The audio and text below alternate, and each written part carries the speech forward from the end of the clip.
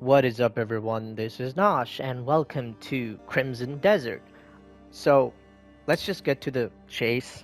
I'm sure this would be not your first, but rather maybe your third or fourth or seventh, or in my case, maybe 10th, because I've watched like 8, 9 videos, and I'm making a video on the fact how this game performs on a base PS5, what setting is best, and I'm gonna tell with respect to my setup. Again, as you already know, base PS5. But what matters over here is that I would like to disclose my screen, which is a 32-inch 1440p resolution, 60 hertz screen. So no VRR, right?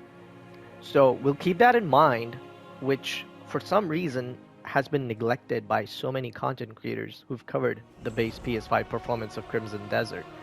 Not everyone has, VRR screens, which is a little baffling to me that I guess maybe I'm piss poor. I'm sorry. But anyways, yeah. So just keep that in mind.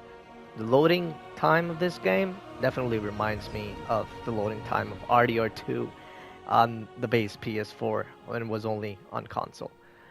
So yeah, this transition is just this transition to the world, as majestic as it kind of almost is.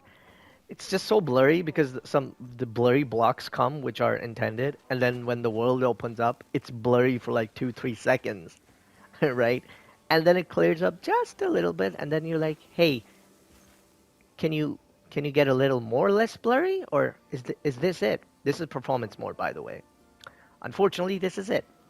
So it's, as per my knowledge, on performance mode, you get roughly 50 to 60 FPS, which is pretty good because that's something you also got in Elden Ring, and this game is just maybe 5 times or 2, 3 times bigger than that game, I bet.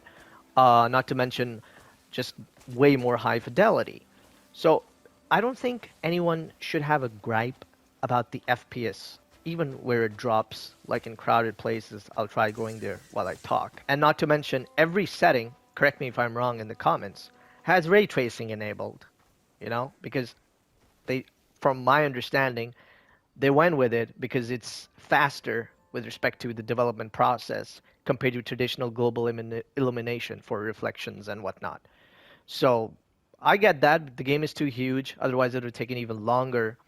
But it's just it's just disappointing, man. Every mode leaves something to be desired.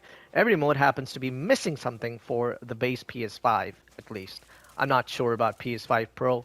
If you have the game and you have a PS5 Pro, do let me know if it's the same or if you have the same feelings as me. Because I've talked to a lot of people who are playing this on PS5 Pro and they have the same issue. They also think it's blurry. Then they have some problems with HDR. So yeah, I honestly don't know, so you can let me know down in the comments. And it just drops because now I'm in a crowded area, and it dropped a ton now. Let me pet this dog, fox. Well, Some coin. well, I'm pressing square, bro. Okay, I have to hold it. Dog doesn't look bad. Anyways, so yeah, this is the town. It's beautiful, and this is again performance mode. Not really a smooth 60. And again, if you played on a much bigger screen, high res, you're just gonna see even more blurriness. So YouTube alone is not gonna give you, like this video being uploaded to YouTube, which I will obviously do, is not gonna give you a perfect idea. Buying the game, trusting the game blindly, especially if you're a base PS5 user, that is when you'll get the clear picture what and exactly how badly or mid the game runs in almost every mode, because every mode in this game on base PS5, be it performance, balanced, or quality, just leaves Good day to you. a little bit more to be desired. For some, it might be a lot more to be desired, but no, I think that would be being a little too nitpicky. So yeah, so far, frame rate is fine, I would say. Now uh,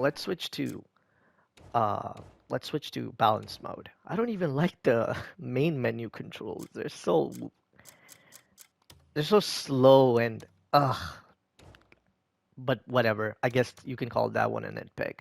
So blur intensity, by the way, you can turn it off. I do think it makes a difference in the overall blurriness.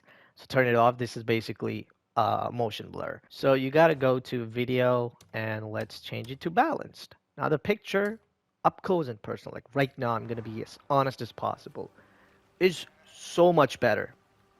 It's so much better for real. Like I love the picture quality. Sure, a high-end PC user might come and say, "Hey, this is still not, up my alley or not meeting my standards." But honestly, I don't think a console user in this mode, uh, who is owning a base PS5, would have or should have any complaints about the image quality. But then comes the FPS, which I wish was better. Now, again, as I said, I don't have a high refresh rate monitor, and I'm sure a lot of people don't. Uh, but I guess you can let me know down in the comments if I'm the only piss poor one. So balance mode and quality mode don't make any difference to me. As a matter of fact, I find quality mode better because I get the same FPS in both. But rather it's a little shaky and gives me a headache, the camera movement in balance mode. Now it's quality. And oh my god, the picture quality is so good. But the FPS I wish was better. All in all, I think after a few patches, hopefully that's what we all, wishful thinking. I mean, Cyberpunk, CD Projekt Red, they did it right, but it took them so long. We are day one purchasers, right? Surely we deserve more. Something like, it's crazy to start this game right after recently finishing a game as well optimized as Resident Evil 9. If you get where I'm coming from, I completely understand. That game is very linear. It's short. Doesn't matter. Just focus on the fact that you played a very highly optimized, amazing looking current gen game, right? Which even runs on a potato like Nintendo Switch 2 and runs really well and looks really good. So, whatever it is, you start a game like this right after, and no mode gives you that amount of satisfaction that you would expect even from a UE5 game, UE5 slop game, because even they, while upscaling in FSR, deliver a decent image quality and also alongside that, decent FPS, mostly trying to target 60 or stay in that range, never going below 45 or 50. But unfortunately, I cannot say the same for Crimson Desert at its current state. I've spent like 3 hours in the game so far. You can see the quest I'm on. I've done nothing because I just can't start the game and focus on the actual game and then maybe critique the controls that a lot of people are complaining about. Maybe critique the fetch quests or something like that. But that is just, I really don't care about that. And I feel like I would happily accept all of it. But I can't accept this. I can't accept this performance. This is like a new subpar standard for current gen gaming that is just unacceptable. And I'm sure GTA 6, when it comes, I'm sorry for the comparison, but it is what it is. That's also going to be a big game, right? An open world. Um, I don't think it's going to suffer from this because if it does, I'll be the first in line to critique it as well, just like Crimson Desert. Of course, Rockstar and GTA has a way bigger, you know, uh, fan following. There would be blind people, blind fanboys, fangirls, whatsoever, who would be just happy that it's released, But at the end of the day, when you pay out of your pocket man, and you pay day one, or you pre-order the game, you pay the full $70 price. This is like I don't like that devs keep getting away with it. I don't like that, just like similar to Black Myth Wukong, which I was not satisfied with, by the way, on base PS5 when it launched. Its performance was also quite subpar. They relied on tactics like showing gameplay on PC and then not even showing PS5 footage all the way up till the launch date. And same are the sneaky tactics, that greedy or clever corporate mentality that unfortunately Crimson Desert and its devs employed as well. Yes, maybe I'm the dumb one. We are the dumb ones if you did the same.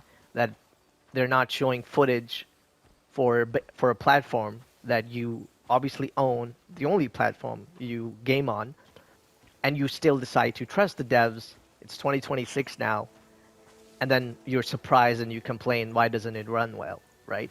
I don't know who's the dumb one, but you can decide. Let me know down in the comments.